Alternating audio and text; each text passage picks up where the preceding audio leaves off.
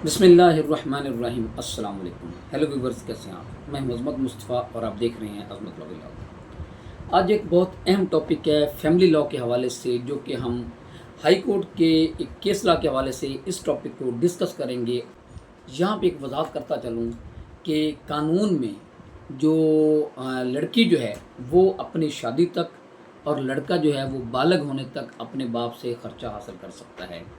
ये इन्फॉर्मेशन आपको इसलिए दे रहा हूँ कि ये जो आज का टॉपिक है ये इससे हटके है कि अगर कानून ये कहता है कि कोई भी लड़का जो है वो बालग होने तक अपने बाप से ख़र्चा ले सकता है और लड़की जो है वो शादी तक अपने बाप से ख़र्चा ले सकती है, लेकिन आज का हमारा टॉपिक ये है कि अगर बालग होने के बाद भी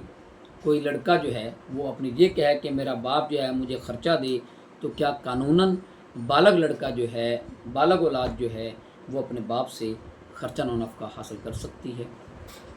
अच्छा जी, इसमें क्योंकि मैंने पहले आपको बताया कि लाहौर हाई कोर्ट ने 2024 में ये एक फ़ैसला दिया है जिसमें उन्होंने ये कहा है कि बालग लड़का भी जो अपने वालिद से ख़र्चा नफ़ा हासिल कर सकता है, यानी कि वो अपने अखराजात जो है वो अपने बाप से हासिल कर सकता है। उसमें क्या सूरत हाल हैं वो आपके सामने रखते हैं कि जो उन्होंने इसमें जो सूरत हाल बताई हैं जिसमें जो बालग लड़का जो है वो अपने बाप से ख़र्चा ले सकता है।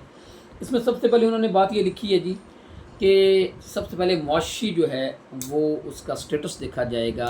कि क्या बाप मुआशी तौर पे इस पोजीशन में है कि वो अपने बालग लड़के को ख़र्चा अदा कर सके।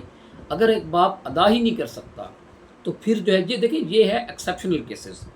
क्योंकि जैसे मैंने कानून में पहले बता दिया कि बाप पाबंद नहीं किया जा सकता, बाप की पाबंदी लड़के के बालग होने तक ख़र्चा देने में है।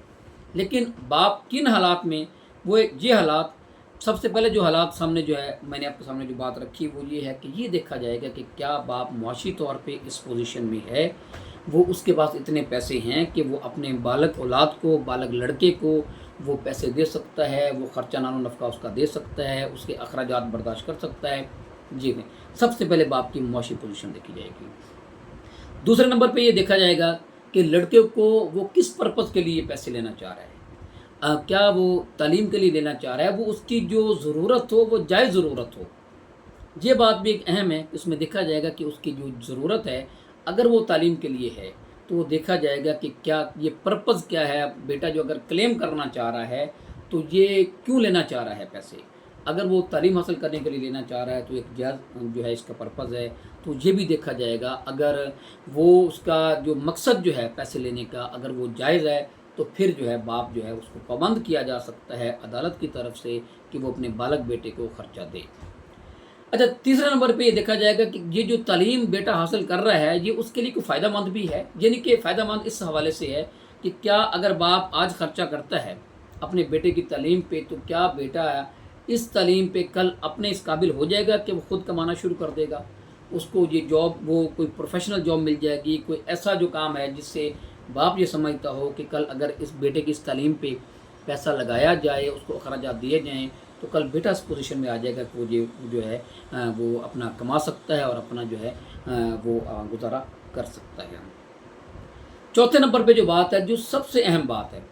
कि बाप जो है वो ख़र्चा देने का पाबंद बालक बेटे को उस वक्त होगा अगर बालक बेटा अपने बाप की इज़्ज़त करता होगा। ये सबसे अहम बात है। ये हाई कोर्ट के इस फैसले में उन्होंने ये कोर्ट की है ये बात कि अगर बाप जो है, अगर बेटा जो है वो बाप की इज़्ज़त ही नहीं करता, जो नाफरमान औलाद है, नाफरमान तो बीवी भी जो है वो ख़र्चा लेने की हकदार नहीं होती, तो औलाद जो है और बालक बेटा, क्योंकि मैंने पहले भी आपको बताया कि ये इन्होंने स्पेशल सर्कमस्टांसेस में ऐसे हालात देखने हैं, बाप पाबंद नहीं है, लेकिन अगर कुछ सूरत हाल ऐसी हो जाए कि जिसमें ये देखा जाए कि बाप के लिए ज़रूरी हो कि ख़र्चा देना चाहिए, तो उसमें ये भी देखना होता है कि क्या औलाद जो है वो बाप की जो है वो ताबेदार है, बाप की जो है वो फर्माबरदार है। नाफरमान औलाद को अदालत हुक्म नहीं दे सकती बाप को कि आप अपनी नाफरमान औलाद को भी ख़र्चा नफ़ा दें। अच्छा जी, इसमें एक बात और भी है कि ये भी देखना होता है कि क्या बेटा जो है वो ख़ुद कफ़ील तो नहीं है। अगर बेटा ख़ुद कमाता हो और फिर भी वो कहे जी कि बाप मुझे ख़र्चा दे, तो ऐसा नहीं हो सकता। अगर बेटा ख़ुद कफ़ील नहीं है, वो ख़ुद नहीं कमाता और अपने अखराजात जो हैं वो जायज़ अखराजात जो हैं, जैसा कि मैंने तालीम का बताया, तो वो अगर नहीं कर सकता तो फिर बाप को मजबूर किया जा सकता है कि वो अपने बालक बेटे को ख़र्चा अदा करे। जी वो सूरत हाल थी कि उसके अलावा एक आखिरी बात वो रह गई कि जी वो जो तालीम जो वो हासिल कर रहा है वो उसका इंटरेस्ट देखा जाएगा। कहीं ये तो नहीं है कि वो सिर्फ़ ये कहे कि जी मैं इस तालीम की आड़ में बाप से खर्चा लेता रहूँ और उसके पैसे उड़ाता रहूँ, उसका इंटरेस्ट तालीम के हवाले से भी देखा जाएगा। ये वो बातें हैं जो कि एक अदालत को देखनी चाहिए। अगर बाप के ख़िलाफ़ कोई दावा किया जाता है बालग बेटे की तरफ से,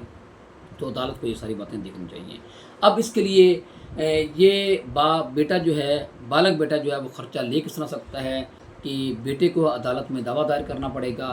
बाप के ख़िलाफ़ ख़र्चा नफ़क़ा का, और फिर अदालत जो है ये सारी सूरत हाल जो आपको मैंने आपके सामने डिस्कस की हैं, सामने आपको रखी हैं, वो अदालत देखेगी कि क्या वाक़ई बेटा इस पोजीशन में है